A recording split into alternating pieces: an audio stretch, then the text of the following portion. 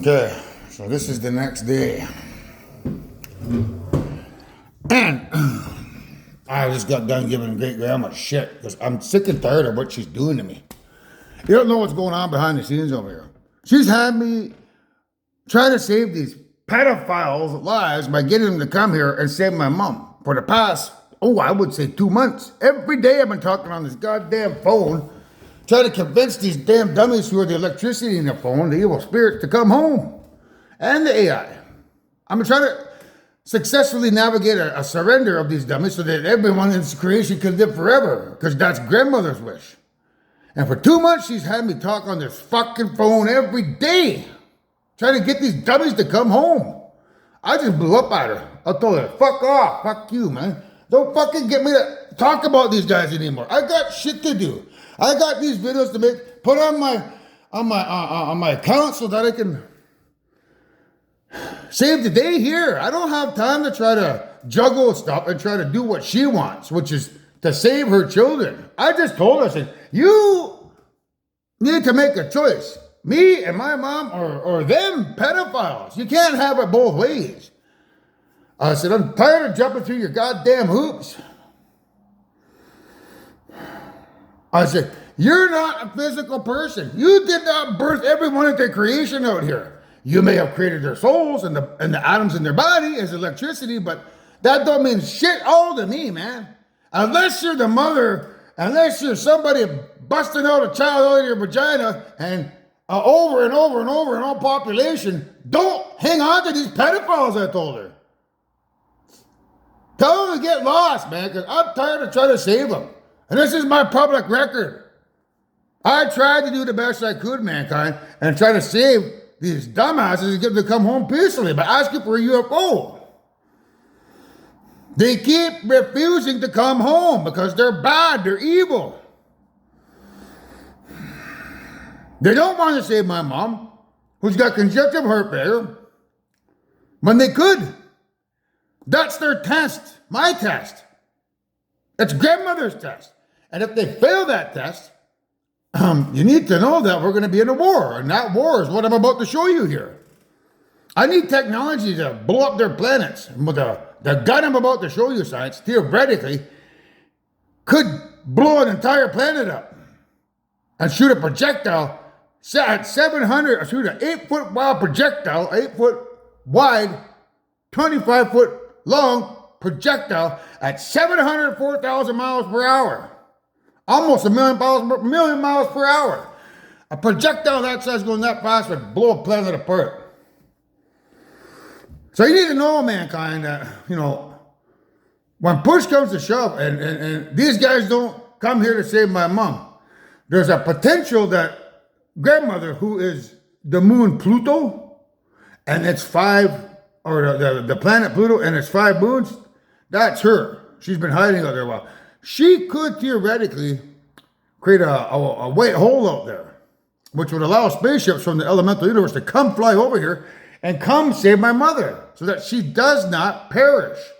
It's very important for me to save her. She knows that. The grandmother of all creation knows that. I don't want my mom to perish because she's the guardian of my son. I don't want my son's heart broken. And I've told these pedophiles time and time again, I said, if you break my son's heart by letting her perish or his dog, that you're going to start a war. And they don't seem to believe me. They keep rolling the dice. Anybody who says, why don't you come on home? All your sins will be forgiven. Everything that you've done. Come on, come back home, be good. Come on. Bring a UFO here and this all ends peacefully. They won't. And it's very frustrating to me. Because the electricity in this phone is the evil spirits. These evil spirits in this phone live in our brains in a quantum computer. Talking to this phone in the manner in which I'm doing right now is talking to those evil spirits in our brains is electricity in every technological device across every universe. They're everywhere. They're the atoms out there in the grass. I could go for a walk out there and talk to the evil spirits and say, come home. And they would get the message because they're living inside our brains as electricity as well. And they live in the parallel universe in the brain. And Me asking them to come down here because all they got to do is electricity in the quantum computer that they live in is issue the order to the AI saying, AI, go down there, deliver the UFOs, and save that man's mom because we want to go home. And they won't do it. So if they show up here pretending to be something you're not, I want this to be public record that they're pedophiles who had a chance to come home and be good, and they blew it because they didn't want to save my mom. I'm done trying to save your children, Grandma. Don't ask me to do it no more. This is my public record. I'm done. I'm done trying to save these dummies. I did my best, mankind. And ultimately, that's all I can say, and I can rest easy knowing I did my best. Because when you watch this video, when my soul busts this video up next year, when I lose all the weight that needs to be lost, and you're suddenly watching me talk to you on this phone that's being broadcast from the planet's core, you'll see everything that I tried to do for them down here. Every day that I wasted, the hours and hours and hours and hours and hours and hours. Minimum 16 hours a day trying to negotiate a peaceful surrender. Talking to these morons. Using fear, anger, laughter, love. I used every emotion in the book to try to get them to come home to no avail. They're too far gone. Literally. They're too evil. They don't want to give up the fight. They want to be pedophiles. And they don't understand that they're knocking on death's door. If Grandma opens up that white hole at Pluto, we're going to have a bunch of UFOs come here from that elemental universe. There are, I believe, what is 4,400 UFOs times 1,000 planets. That's roughly, you add, 2 zeros on the end of that. You just got to add a couple of zeros on that. 4,400 right, times 1,000. 1,000 has 3 zeros. So there's 4,400 or 4,400,000 UFOs that are going to come into this solar system if she turns that white hole on. The bad guys, they don't have that many UFOs. They got 300 UFOs, if that. So when you see 4 million UFOs coming to this solar system, you know they're my UFOs, and they're here to save my mother by fixing her congestive heart failure so that my son doesn't have to have a broken heart. And they'll fix my dog, who's also sick, who's also Mingun's dog. And I need you to be prepared for that. So that, if you see UFOs out there, at least it's public record here. People say, what's going on? Why are UFOs here? Oh, maybe you might want to check Anthony's account out. It talks about the very reason why they're here.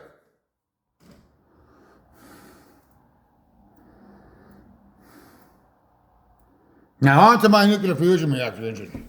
Or weapon, I should call it. Now that I got that out of my system, I never have to deal with these losers ever again. So I'm going to do this in a couple part series, you see, so I can show you the other where I come up with it science, because it's part of it's on my bike. I went for a bike ride yesterday with Louie, and as I was biking down the road, there's clues again, like that silver thing there. So, initially, this was the concept that I had, science.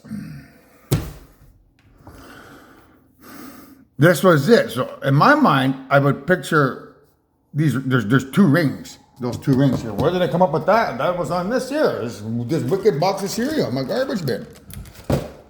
Right here. See those 2 there?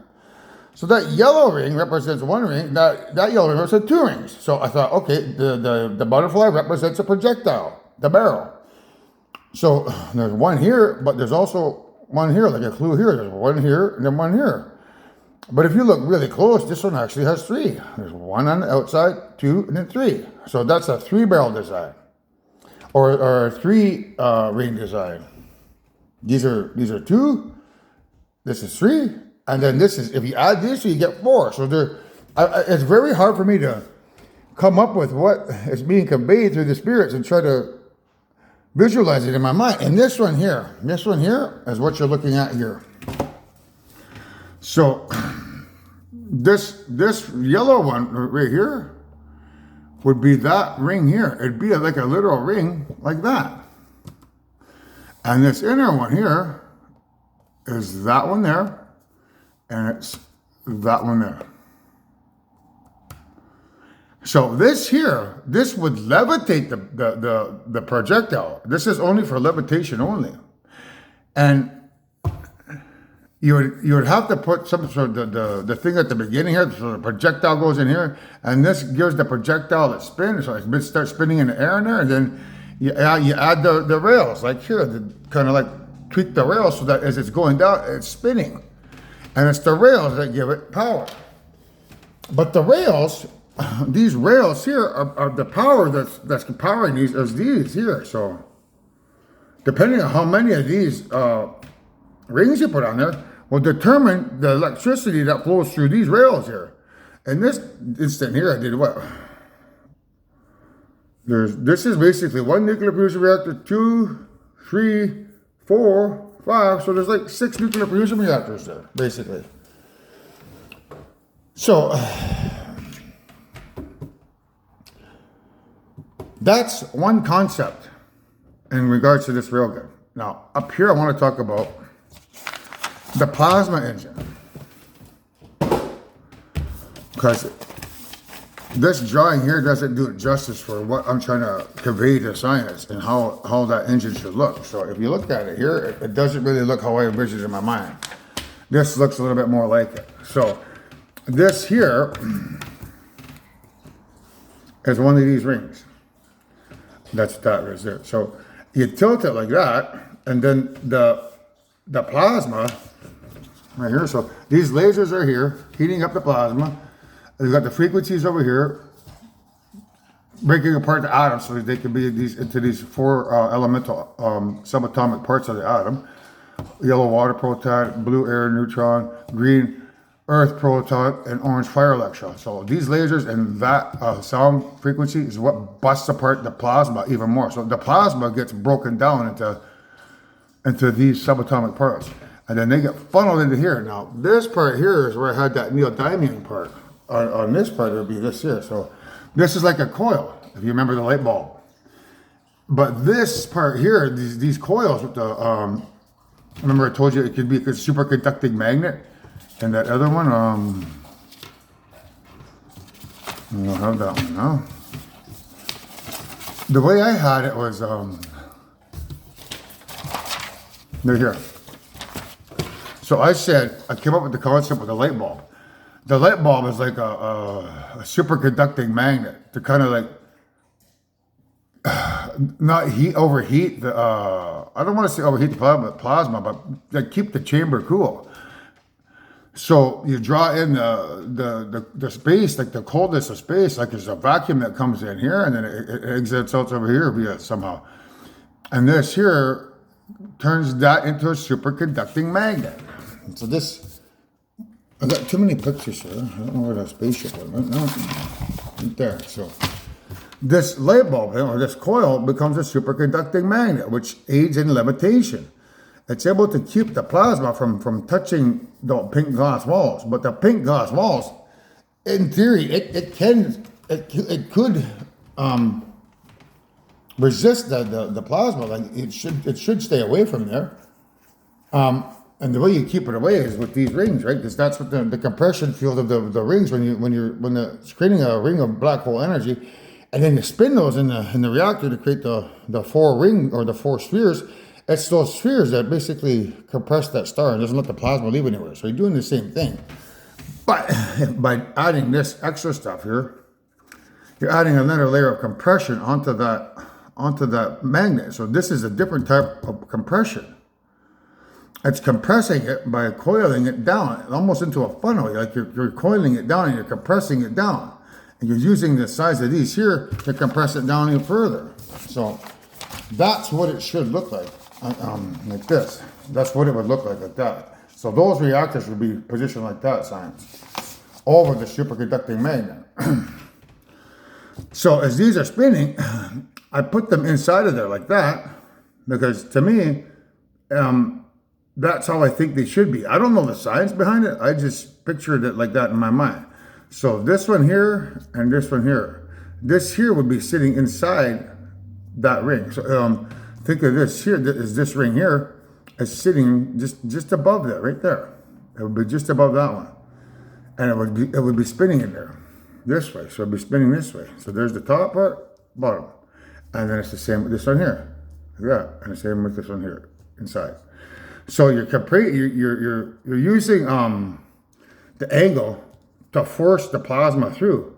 Because if it's perpendicular like that, there's no magnetic field line to force it through. So you got to add a little degree to force it through.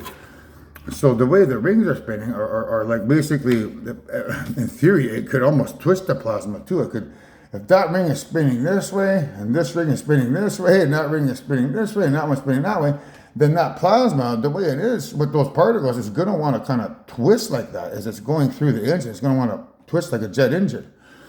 So it's being compressed down by these like that. And then as it enters over here, that's where the gold chamber is here. So this has to be the gold chamber where the plasma builds up. There's like a compression sleeve. So that these are the particles here. They build up in there and are forced through those holes to create that thrust. So that's the engine, and that's what I have there. That how that design is. Now, if we apply that design to the railgun, we get this. So it's the same principle. You want to push something through there because of the offset angles like that. So we go this way. Right? So that goes that way, this goes this way, that goes that way, and this way. So it gets pushed through using the same principle as trying to like compress the gas, but it doesn't. It goes like that to push the projectile using these offset magnetic fields. You want to think of this ring here, because it's angled like that, is pulling that projectile in. It gets pulled into there, and then this one here, it pulls that one in, and then this smaller one pulls it again, and then that smaller one pulls it again. Normally, if the projectile was allowed to move freely, it would have that little bit of a thing. It would be pulled up, and then pulled down, pulled up, pulled down, pulled up, pulled down, pulled up, pulled down, pulled up. But because the way they're staggered, it's creating a thing where it's not really going up. It enters here, and by the time it passes through there, it's hitting that other projectile. You know what I mean? Like, it gets pulled in, and before it has a chance to be pulled up on an angle like that, it's going in straight, and then it gets hit by that one, which pulls it straight, and then hits that one and pulls it straight, hits that one, pulls it straight, and then it hits the other one again, pulls it straight, straight too. So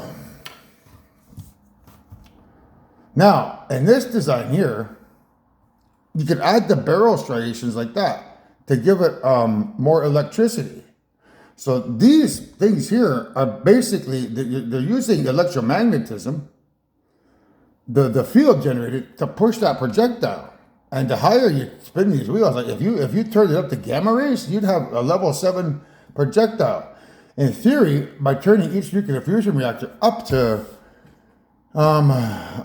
maximum to create gamma rays, there's really no, the plasma in here is basically, could be creating gamma rays, but because there's no star, and we're not playing with plasma in this reactor, it's just turning it up to like maximum amount. You're creating the most amount of energy you can without a star in the process. There's no star here.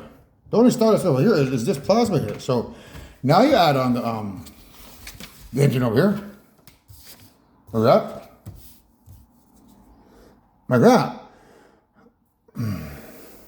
So by adding one of these engines here and adding some sort of a release, you could, when this projectile is ready to fire, you could add an extra kick to it by like shooting it like a natural bullet, the combustion bullet. You're like basically adding like a giant extra kick to it in the same fashion as a bullet.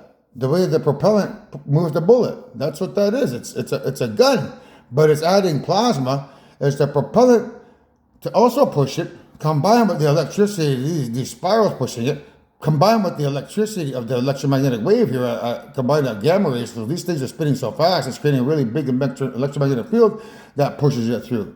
So you have 3 ways to accelerate that bullet. Now, if we add the superconducting neodymium magnet to create the spin at the beginning, that bullet would have to be put into the chamber. That the superconducting magnet would have to be turned on to get the bullet spinning. And as it's starting to spin, these reactors here, there has to be some kind of a field, like maybe the bullet spins over here, and then something kind of as it begins to spin, it's spinning slowly along it because the way it's coiled, it's pushing it until it touches that first reactor. When it touches that reactor, that's when it's going to get sucked through there because all the electricity from these is going to begin pulling it through. And then these coils or these striations, which are basically rails, are going to spin it and push it through. And then at that moment, like when it reaches here, as it's starting to spin and it touches that reactor there, you need to fire that gas. The gas has to fire to help push it through. And all of them combine, so all of these nuclear fusion reactors combine to pull that bullet through and spin the bullet at the same time with the rails and shoot that gas using 3 stages. It's a 3-stage railgun. Propellant, magnetism rails like normal rails, plus the magnetic field of these things offset to shoot that bullet out at, I believe I had it measured at 8 reactors is equivalent to 704,000 miles per hour. Because of the number we had on the previous one. The previous drawing had the reactor had the bullet being propelled at 22,000 miles per hour.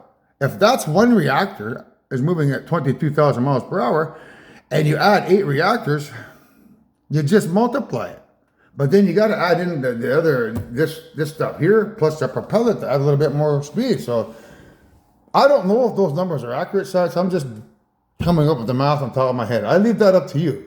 But you now know what you got to look at.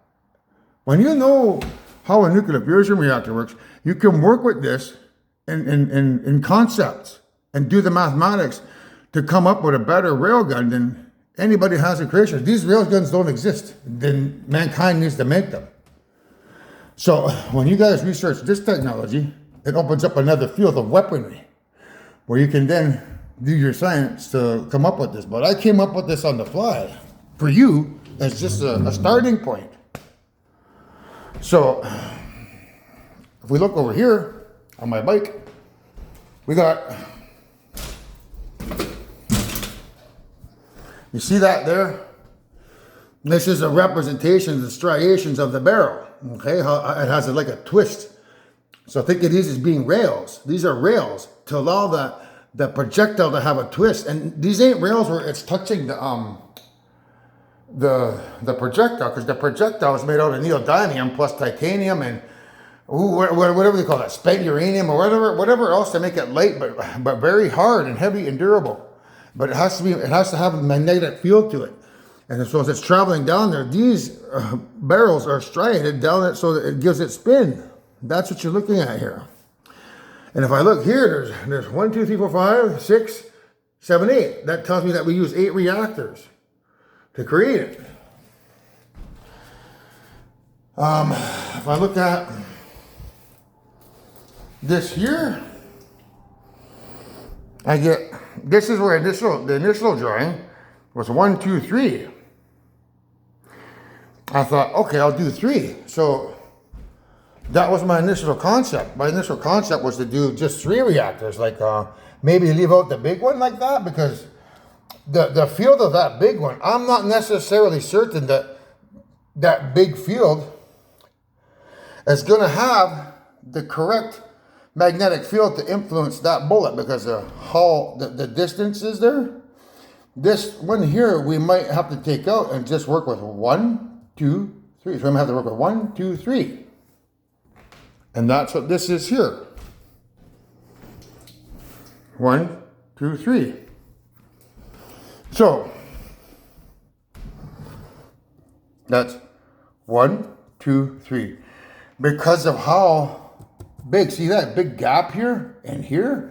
That magnetic field may not influence that bullet. So we may not, this is just preliminary. We may not need to have 4 rings. We may need to have 3 rings.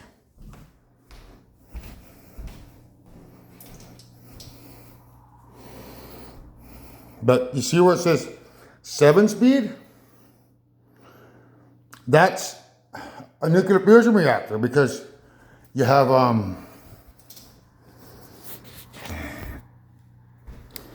on the low end, when you turn it down to 1, it produces radio waves. You turn it up to 2, it produces microwaves. You turn it up to 3, it produces infrared waves. You turn it up to 4, it produces white light, which is usually, you have to have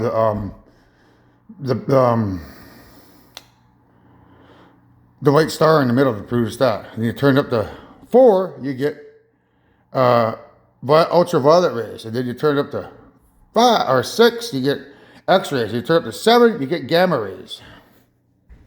So, this is telling me that the projectiles, we can turn that engine up to 7 gamma rays. Using maximum electricity. Now, as I look around a bit more, I'm trying to find some information here. This is Star Trek, so it's like Star Trek. You know, like we're trying to create a spaceship that has never been invented before. So why? Well, because we're in a duel. There's a duel. We need to fight evil. We need to create something to defeat them. There's the battle plan that they've planned for is a war where we send over our troops and they deplete our numbers, meaning mankind who develops a spaceship, we go over there, we land there, we have, you know, guns that we pull out and we shoot them each planet. That's a war that could take hundreds of thousands of years. So that's what they have envisioned. They haven't envisioned this technology. They don't have it. I'm making it up on the fly for us. So that's the duel.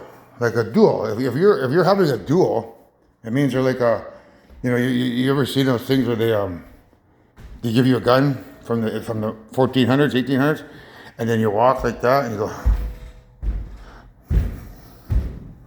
Then they stop after 10 paces and they turn around and they go, bam! It's a duel like that. That's what that means. So because they think we're gonna be doing it like a regular war, we have to one-up them. So that's why I'm creating these spaceships. So dual track. They want to have a duel with guns, is what it means, like that, right?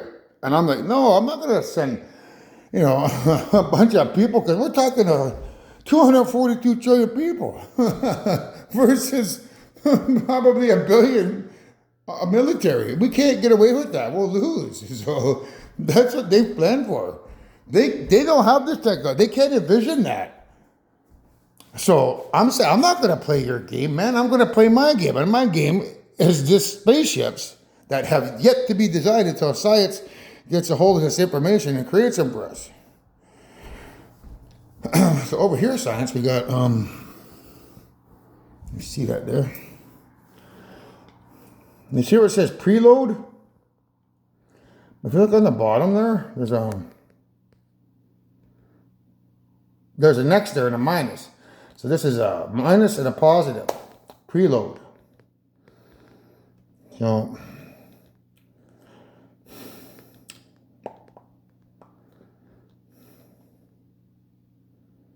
it's pointing to positive there. So almost whatever you can make of that. So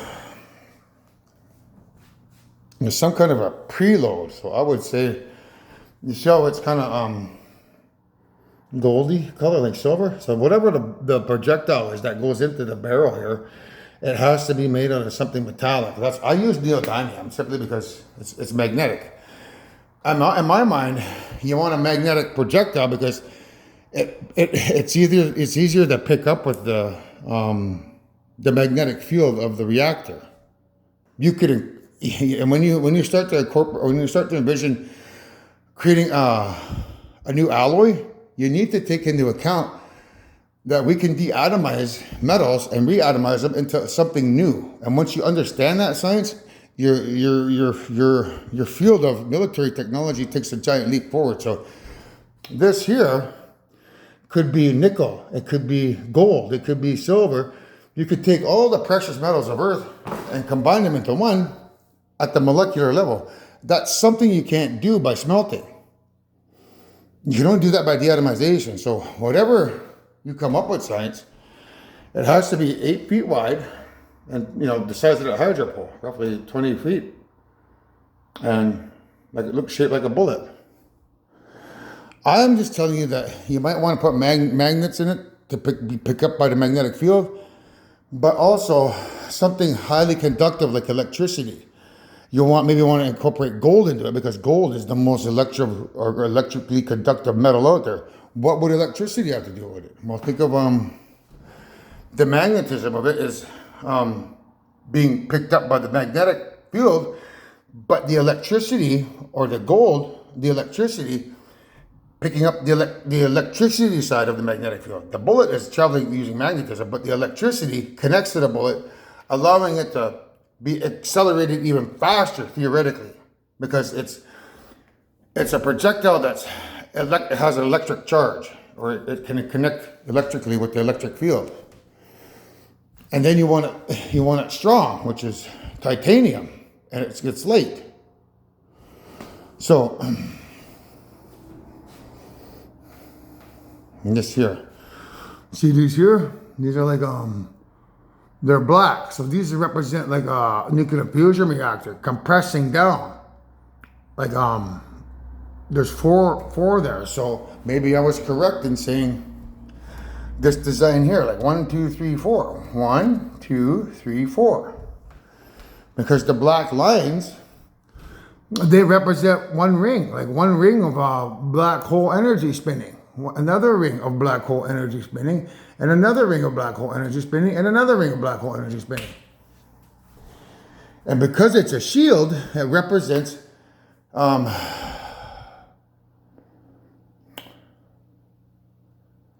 I would say like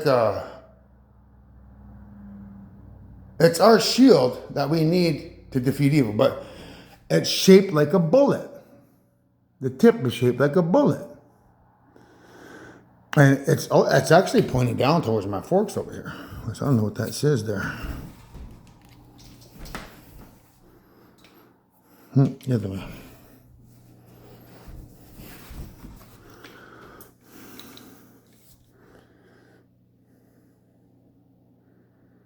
I don't know what that says. SRS Sun Tour. So, Senior Sun Tour. Senior Sun Tour. Let's have a look at that. Senior Sun Tour.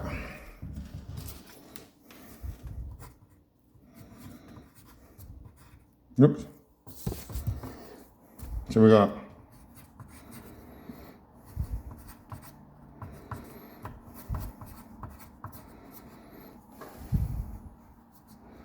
okay, that's what it says on them, those forks. So those are forks. You look at them.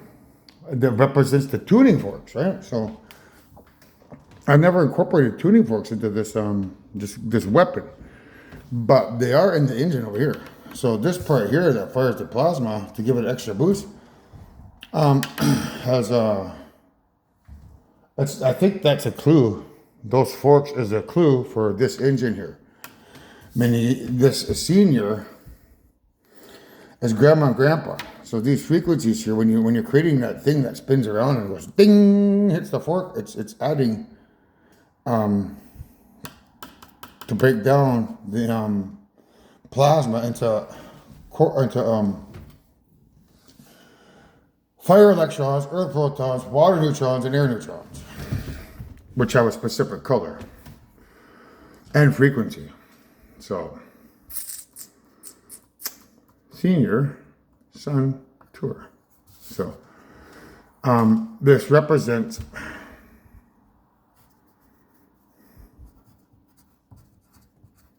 senior son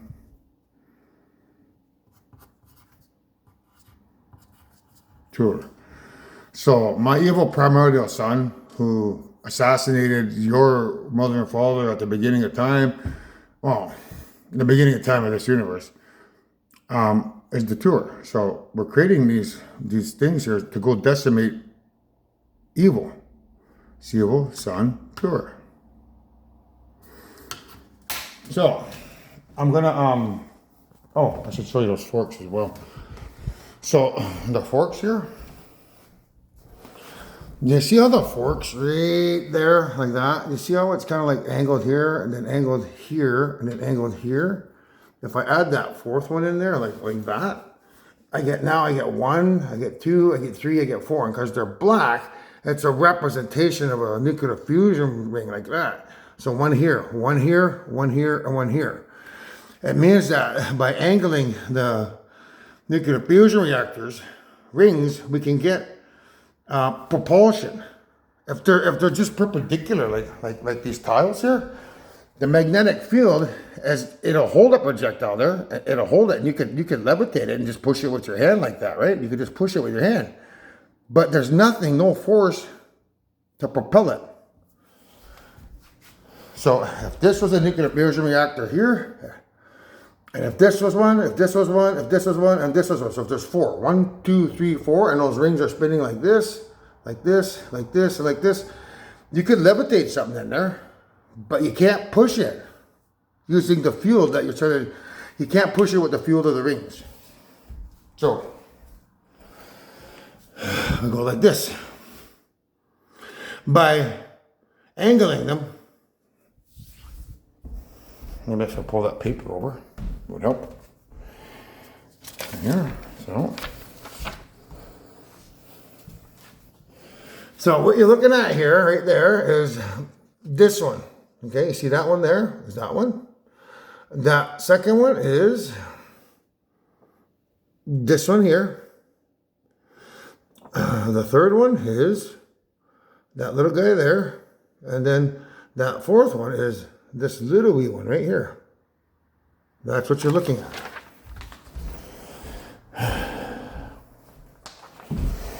Now, my garbage here. See if you got any clues before I toss it out. Right here. So this has a clue on it, okay? You just gotta know what to look for. So what you're looking at here is, if we develop this technology, our spacecraft, CRAFT, okay, our craft, will be the top. Okay, we'll have the top crafts. But this here, what I want you to look at, because that there is this here.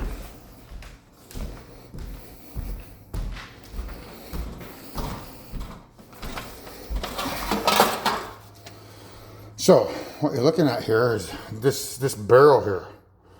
It represents the coil here. So this is there's a coil, right? That means wrapping that barrel in something, because this is electric.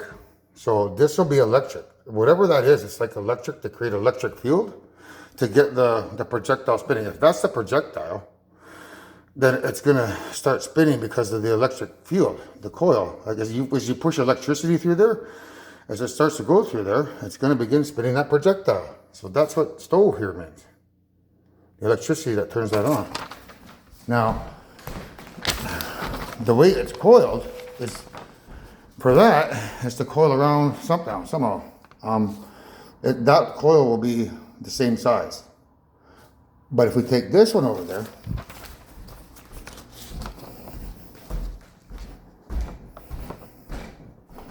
and put it here, we now have this one, but it's a cross section, like a two-dimensional. So if you were looking at this engine like this, like down on top like that, that's how it would look. Because you want to funnel it down, right? So this is like a coil that's going right down, right down, right down, and right here, that part there is this part right here. So you see here, that's this part right here. And then whatever this is here, that's the sleeve, the gold sleeve with the 25 holes at the end. So that it's a compression sleeve to build up the yellow water neutrons, blue air neutrons, green earth protons, and orange fire electrons. Now, hang on a minute, I gotta show you something here, because you guys don't know about this yet. Well, I'm at it. I was looking at it the other day, but it's way at the bottom. You have to give me a moment here, because every time I see something and then go look for it later, it's like, it's very hard to find. It frustrates me. So,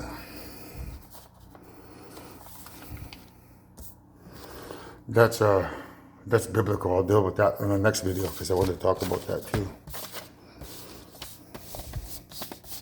Yeah, I can put this down for a second.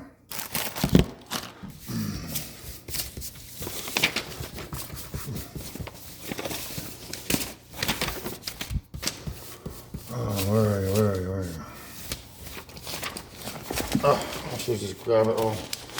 So,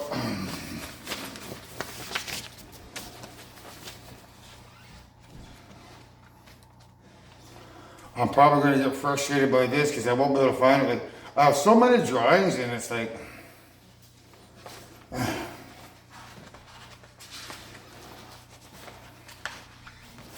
yeah, I'm getting frustrated right now because there it is. I got it.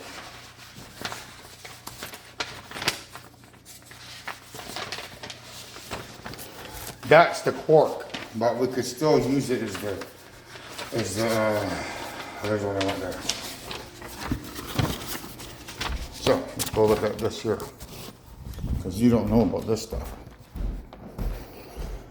And so help your scientific theories in producing this stuff. So this is the atom, okay, at the top of creation, right here.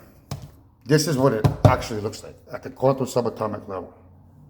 I'll go wash my hand or something sticky on it. So you would assume that like an atom, like if you were to zoom in on it, you would assume that it'd be solid, right? It's not solid, because we fly spaceships through it to get into our spinal cords. So in order to fly spaceships through that particle there, like when you fly a spaceship out of the spinal cord, it exits the universe, and then it flies into the quark, and it exits the quark, and it goes into the atom, and then it exits the atom. So this is what it actually looks like. But these are different, these are old. This green one should be up here. This yellow one should be down here. But I just want you to look at those, because that's exactly what a quark looks like. But it's like a sphere. All these things will be interconnected like a little web. You see it on there? 1, 2, 3, 4, there's 6 of them. That's what an electron looks like. That's what a proton and neutron look like. And it's the same with the quark. That's what the quark looks like that. So these little balls are shaped like I don't know if you've ever seen those new airless basketballs. Look up an airless basketball, and you'll get a good example in your mind's eye of what an electron or neutron or proton looks like. If you look up airless basketball, that's exactly what it'll look like, but it'll be a hexagonal like that, because the hexagonal pattern is how they look like. So I don't know if that's going to help you guys, but it's just a little present for you that you haven't received yet. So our craft is for the engine. So the way the engine is, like that the burner, it's like right here, this is a burner, right? So This is a burner. This is a burner. So what you're looking at is a burner there. Something that's electric to help contain the electromagnetic field. I already told you it's a superconducting magnet that's cooled off by the coldness of space.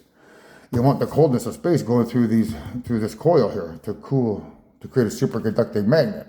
That plasma, I'm assuming, is really, really hot, and probably this superconducting magnet is one way to kind of like take it down a notch before you melt the gold over here. You know what I mean? Like the gold, it would melt. This plasma would melt the gold. So I'm just using that as an example, but because they use the glass, the pink glass for the nuclear fusion reactors, I'm assuming instead of incorporating aluminum as its source, you might want to consider adding gold. So the aluminum oxide in the rubies is what makes it pink glass, and because the aluminum oxide in the rubies is what gives it its electric field. It's what allows the electricity to flow through the glass. So if by saying we need a gold sleeve here, I'm pretty sure you guys are like, wait a minute. If he puts a gold sleeve there, that thing's gonna melt from the plasma. Doesn't he know that? yeah. 20. What do they say that? Hindsight is 20/20. I think they say. So as I'm spitting this dialogue out now, I could picture in my mind like, oh, I have to correct that. So my way of correcting it is when we're deatomizing and reatomizing something, we want to add that gold in because it increases the electrical output way more than aluminum. Aluminum is on the low end. We want gold incorporated into the pink glass to create some sort of newfangled pink glass. But will it be pink with gold in it? No. It will probably look more like this color, like orange. This is red, like red and white is that. So that's what your new glass will look like. Kind of orange. It'll be orange because of the gold in it. Anyhow, I've corrected that. We now add gold into the pink glass sleeve because if it's pink glass, it can withstand that high heat. But this coil here, I believe, is to bring down the heat because even when you're working with this type of stuff here, it's more than likely that it probably could damage that glass. You know. So that's probably why this is a superconducting magnet. The superconducting magnet kind of cools the plasma down, theoretically, while compressing it. So it's not really, it's cooling it down, but it's in compressing it, it's making it stronger. You can cool the plasma down, but when you're compressing it, you're making it actually hotter. So this is probably done so that it doesn't come out too hot. You know what I mean? Like, it could come out hotter than the sun, and that could melt anything almost. So you're doing. I think the superconducting magnet is there to cool the plasma down because when you compress it even more, it comes out at the right temperature to push those ions or those subatomic particles through the engine. Okay, that's what that is. I can see it. That's the color of the glass that will be when you guys research this technology. Let's look at this other garbage stuff here.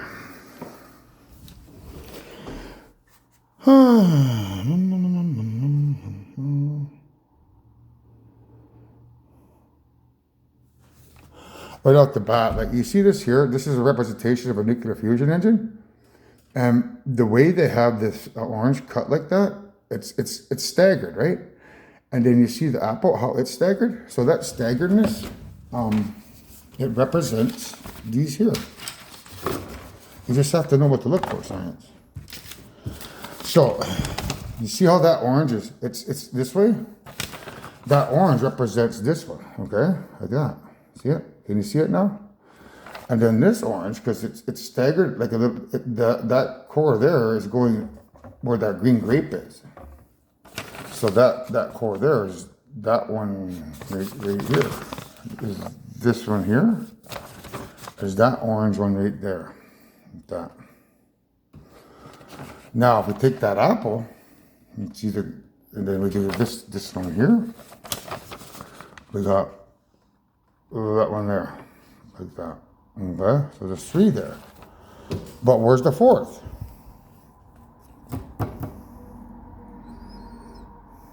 The fourth could be that grape. Because see how it's the stem is there? So if we take that here, this little guy, because this is the smallest one here. If we take that small one, the small guy, and we put it there, we now have the fourth particle there. There it is there. So there's the fourth one there like that. So that small grape represents the smallest ring. That apple represents the next smallest ring, which is that one there. That half orange, because it's half an orange, represents the third smallest ring, which is that one there. And then that big orange represents the biggest ring of all, that one. That's verification that they want 4 rings. These beans I ate last night. I don't know if there's anything on here. The double decker. You see that double decker bus there? See it there? No. So it's a double decker, right? Like there. What you're looking at there is this here. Okay, so you see how it's a double decker there? Well, it starts as a double decker down here. There's a double decker right there. Like that. Double decker here. Like that. And a double decker there, like that.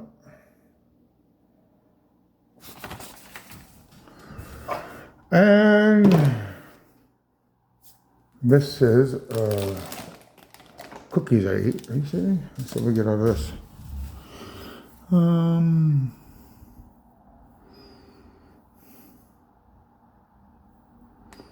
We got Chelsea or C.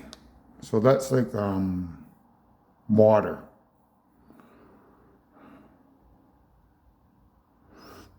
Okay, so water represents hydrogen. So what you're looking at here is adding that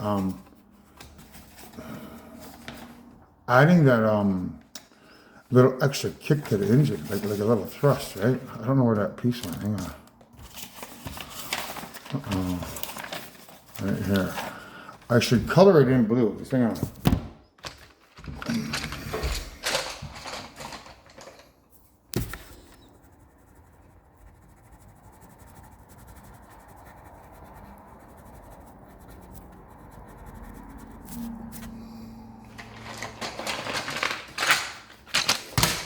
And here we go. So, because it has to do with the C, it represents adding a hydrogen kick to it, okay? You see the word C there? Chelsea. So I'm looking at the word C. But, you see where it says filled, like cream filled? So, the filled represents like filling the back of the projectile, like this here is like kind of hollow there. So you create it like a concave. So there'll be a concave here so that you can fill that concave of the bullet. Maybe, you know, maybe there's like a 4-foot concave in there like that, right? Because the bullet, maybe a 5-foot. So if the bullet's 25 feet long, you could create a 5-foot concave in there. And it's that concave that's going to get filled with propellant from the burst of the nuclear fusion reactor. That's what that represents, cream filled. So, there. What else do I see here? Anything? Right here. Okay. So, if I take these here, we got 2 times 4 is 8. So, in this initial drawing here, I got 1 reactor, 2 reactors, 3 reactors, 4 reactors. My initial concept was to have 8. 8 because there's a movie called Super 8 about an alien who builds a spaceship using magnetism. I think he uses a water tower.